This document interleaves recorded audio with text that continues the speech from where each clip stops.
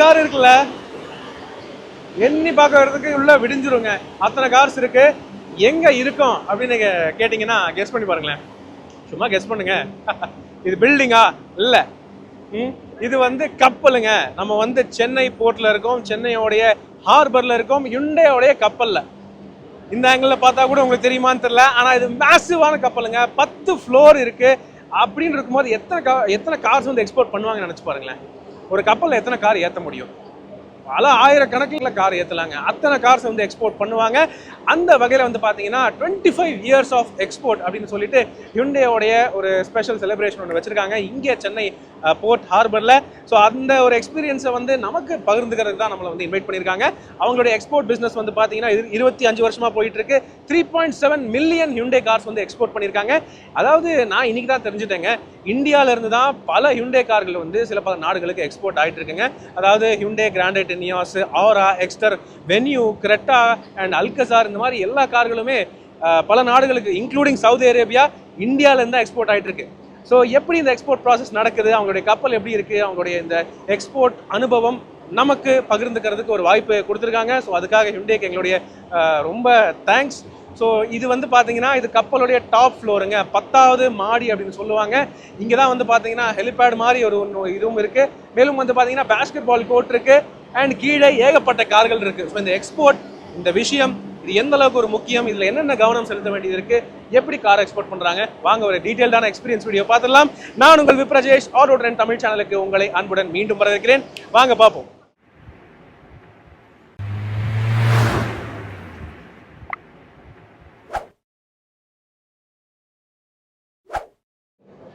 கப்பலேறி போயாச்சு, சுத்தமான ஊராச்சு கண்ணம்மா. கப்பலுக்கு மேலே தாங்க இருக்கும். இப்படி தான் இருக்குங்க வியூ.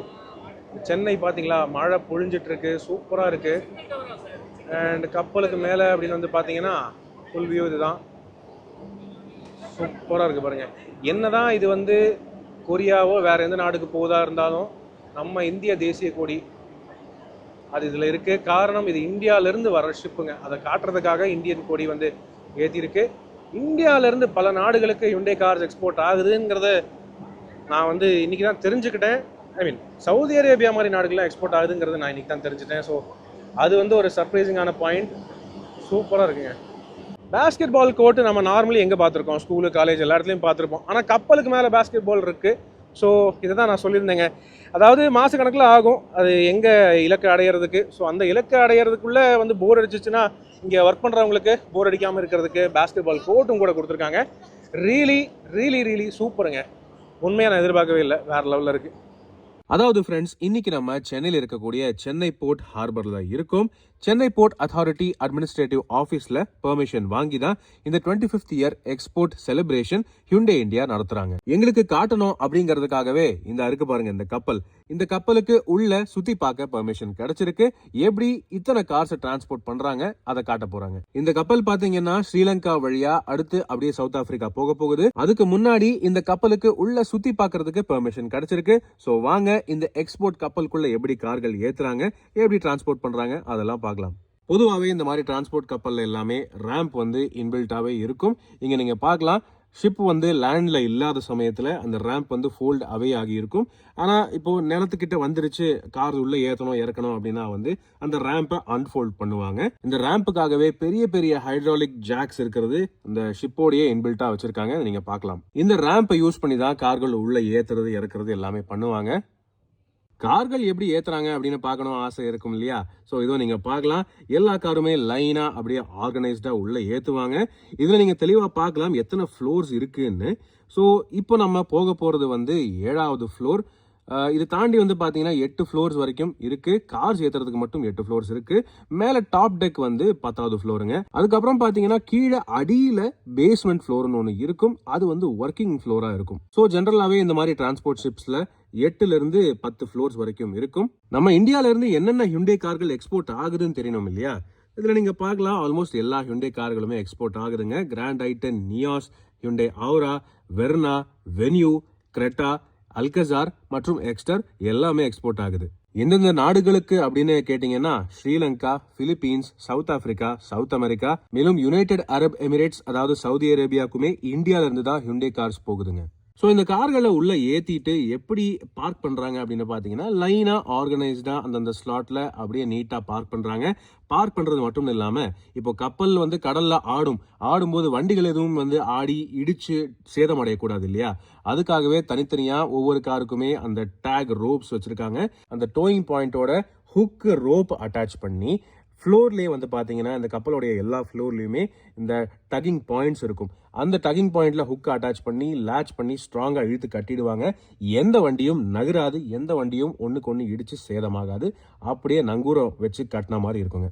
இதே மாதிரி மொத்தம் 6000 கார்களுக்கு பண்றாங்க அப்படின்னு நினைச்சு பார்த்தீங்கன்னா பயங்கரமா இருக்கு.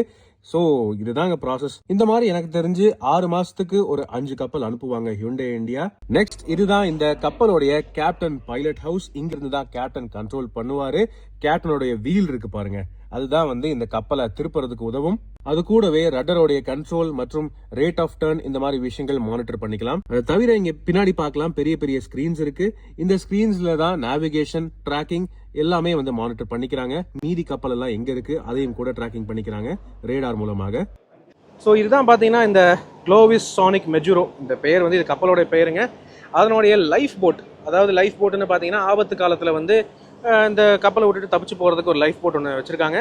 ஸோ இது ஒன்று மட்டும் இல்லை, இந்த கப்பல் முழுக்க நிறையா இருக்கும். இது ஒரு சாம்பிளுங்க.